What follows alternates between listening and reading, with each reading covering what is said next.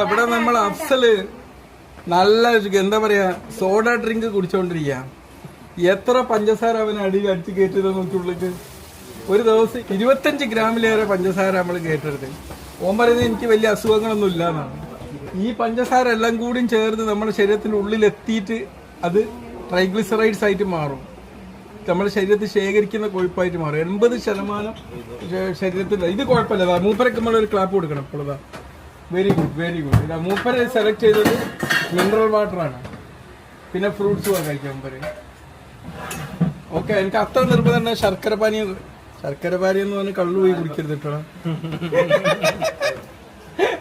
അപ്പൊ ഈ പ്രമേഹ ദിനത്തിൽ പറയാനുള്ളത്, നമ്മൾ ഷുഗർ കഴിക്കുന്നത് 25 ഗ്രാമായിട്ട് റെസ്ട്രിക്ട് ചെയ്യാം. അഫ്സൽ നിന്നിപ്പോ ഷുഗർ കഴിക്കാനുള്ള ഒരു സ്കോപ്പും ഇല്ല. കാരണം ഒരു 45% ഷുഗർ ഒന്ന് അടിച്ച് കയറ്റി. ഓക്കേടാ അഫ്സലേ.